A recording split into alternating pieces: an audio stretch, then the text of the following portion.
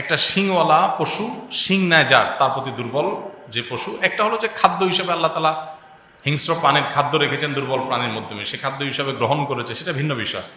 কিন্তু একটা গরু আরেকটা গরুর সাথে গোতাগুতি করে শিং দিয়ে সে আঘাতপ্রাপ্ত করেছে দুর্বলটাকে, বা একটা মোরগ আরেকটা মোরগের প্রতি আঘাত করতে করতে তাকে রক্তাক্ত করেছে। কোনো পশু যদি কোনো পশুর প্রতিও অবিচার করে, জাস্ট জিঘাংসা চরিতার্থ করে, জুলুম করে, আল্লাহ তাআলা উভয় পশুকে কিয়ামতের ময়দানে সৃষ্টি করবেন পুনরায়। তাদের ধ্বংসাবশেষ মাটির সাথে মিশে গেলেও, মানুষের শরীরের সাথে মিশে গেলেও আল্লাহ এটার ধ্বংসাবশেষ থেকে আবার তাকে সৃষ্টি করবেন, করে যে অত্যাচারিত ছিল আল্লাহ তাআলা তাকে শক্তি দিবেন। এবার দুর্বল যে, সে শক্তি পাওয়ার পর যে জুলুম করেছে তার কাছ থেকে প্রতিশোধ নেওয়ার সুযোগ আল্লাহ তাআলা দিবেন, প্রতিশোধ নিয়ে ফেলবে।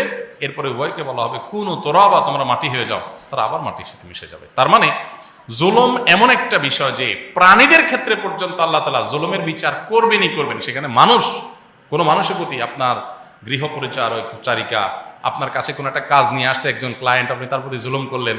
আপনি পুলিশে চাকরি করেন, চান্সে এক লোকের দিলেন ইয়াবান মামলা, দিলেন মিথ্যা মামলা। দুনিয়াতে কেউ কিচ্ছু বলবে না, করেন, করে নেন, যত মনে চায় করে নেন। আল্লাহ বলেছেন ওয়া উমলি লাহুম, আমি ছাড় দিয়ে রাখি মানুষকে, যা মনে চায় করে নাও। ইন্না কাইদি মাতিন, যখন ধরবো সে ধরাটা হবে অত্যন্ত শক্ত। আপনি সাংবাদিক মানুষ, কারোর বিরুদ্ধে সামান্য কিছু টাকা পয়সা খেয়ে, অথবা আপনার ব্যক্তি স্বার্থের কারণে, অথবা কারোর নির্দেশের কারণে, কারোর মুখের দিকে তাকে একজনের 14 গোষ্ঠী উদ্ধার করে তার নামে মিথ্যা বানোয়াট আপনার সংবাদ লিখে তাকে হেনস্থা করলেন। আপনি ক্রাইম রিপোর্টার, এই চান্সে একজন মানুষের পিছনে লেগে তাকে হেনস্থা করে দিলেন।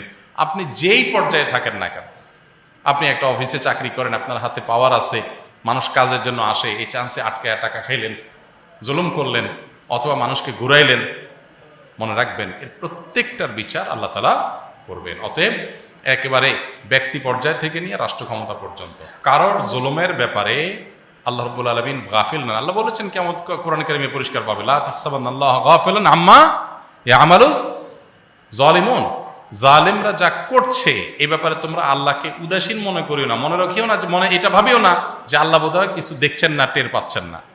আল্লাহ তাআলা শুধুমাত্র ছাড় দিয়ে রাখছেন সময়ের, পাপ বাতি হওয়ার জন্য। কারো পাপ বাতি হইতে হয়তো অল্প সময় দেন, কারো বেশি সময় দেন, পাকড়াও নিশ্চিত। এই জন্য ভাই, ব্যক্তি জীবনে আমাদের দ্বারা যাতে কারোর প্রতি কোনো জুলুম না হয়। আপনি একটা মোটরসাইকেল উঠাই দিলেন ফুটপাতে মানুষ চলাচলের রাস্তা, আপনি সেখানে ধুমধুম করে মোটরসাইকেল চালাচ্ছেন, আপনি ইয়াং মানুষ, গায়ে জোর আছে, মানুষ ভয় আপনাকে কিছু বলবে না, আপনি এটা জুলুম করলেন, পথচারীদের অধিকার নষ্ট করলেন।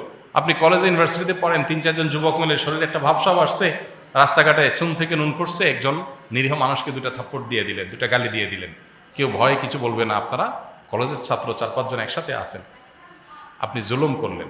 এভাবে পরতে পরতে আপনি স্বামী আছেন,